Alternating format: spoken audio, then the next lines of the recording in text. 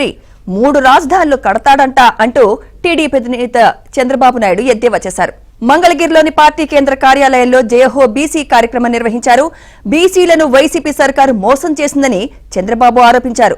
సాధికార యాత్ర పేరుతో బీసీలను వైసీపీ నేతలు మోసం చేశారన్నారు. ఆదరణ పథకం ద్వారా టీడీపీ హయాంలో 1000 కోట్ల విలువైన పనిముట్లు ఇప్పించామన్నారు. ఆదరణ పథకాన్ని పూర్తిగా రద్దు చేశారన్నారు. బీసీ సబ్ ప్లాన్ కింద 5 ఏళ్లలో ఎంత కేటాయించారో చెప్పాలని డిమాండ్ చేశారు. రాష్ట్రానికి అమరావతి ఒకటే రాజధాని అని, దానిని తెలుగుదేశం పార్టీ పూర్తి చేస్తుందన్నారు చంద్రబాబు.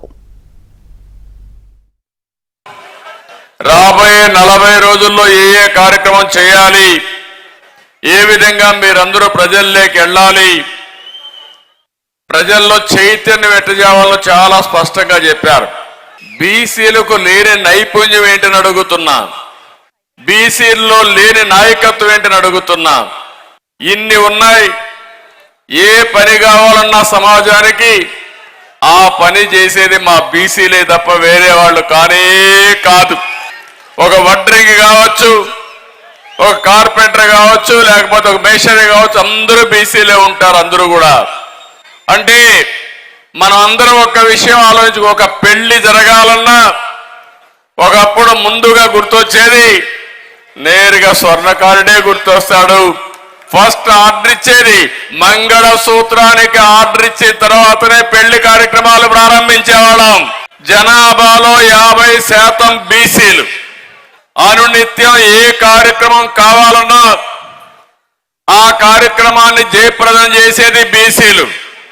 పనులన్నీ చేశారు కానీ మీకు రాజకీయ ప్రాధాన్యత లేదు, ఆర్థిక వెసులుబాటు లేదు. అందుకే మొట్టమొదటిసారిగా ఎన్టీ రామారావు గారు వచ్చిన తర్వాత బీసీలకు న్యాయం చేసిన ఏకైక నాయకుడు, ఏకైక పార్టీ తెలుగుదేశం పార్టీ. బీసీలకు అండగా ఉంటానని భరోసా ఇచ్చారు. మీ కష్టాలు అర్థం చేసుకుని కార్యక్రమాలు చేపట్టిన మహానాయకుడు ఎన్టీ రామారావు గారు. రాజకీయ చైతన్యమే కాదు, రాజకీయాల్లో ప్రాధాన్యత ఇచ్చారు. 4 సంవత్సరాల్లో 1 రూపాయి మీకు ఇచ్చారా అని మిమ్మల్ని అడుగుతున్నా.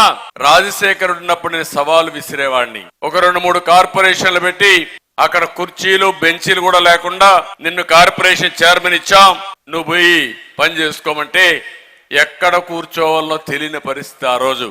ఈ రోజు కూడా మనం కార్పొరేషన్ మీరు చూస్తే 125 కులాలకి ఆర్థిక సహాయం చేసిన పార్టీ తెలుగుదేశం పార్టీ.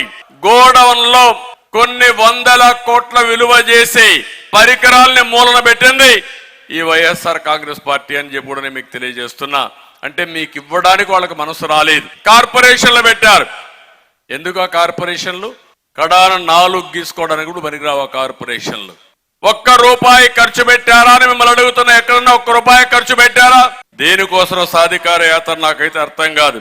ఈ రోజు మీరు ఒకసారి చూస్తే నేను అడుగుతున్నా ఈ ముఖ్యమంత్రిని, తెలుగుదేశం పార్టీ హయాంలో 1000 కోట్ల రూపాయలు ఆదరణ ద్వారా అనేక పనిముట్లు ఇప్పించాం, పూర్తిగా రద్దు చేశారు. దీనికి సమాధానం చెప్పమంటున్నారు. కార్పొరేషన్ ద్వారా దగ్గర సబ్ ప్లాన్ మొత్తం ఖర్చు పెడితే 3500 కోట్ల రూపాయలు మనం ఖర్చు పెట్టాం. మీరు ఈరోజు చెప్పింది ఏమని? సంవత్సరానికి 15,000, 5 సంవత్సరాల్లో 75,000, 75,000 కోట్ల రూపాయలు కేటాయిస్తామని చెప్పి 1 రూపాయి ఇచ్చారా నేను అడుగుతున్నా. మాట తప్పను, మడమ తిప్పనని చెప్పే ముఖ్యమంత్రి ఎక్కడ చేశాడో సమాధానం చెప్పమంటున్నా. బీసీ భవనాలు కనీసం కట్టిన భవనాల్ని పూర్తి చేయని ముఖ్యమంత్రి 3 రాజధానులు కడతాడంట. అయిపోయింది ఆ పని కూడా. సుప్రీంకోర్టులో స్పష్టంగా ఏప్రిల్ తర్వాత పోస్ట్ చేశారు కాబట్టి 3 రాజధానుల ముచ్చట అయిపోయింది. మళ్ళీ ఒకే రాజధాని, అదే అమరావతి, అదే పూర్తి చేస్తాం తెలుగుదేశం పార్టీ.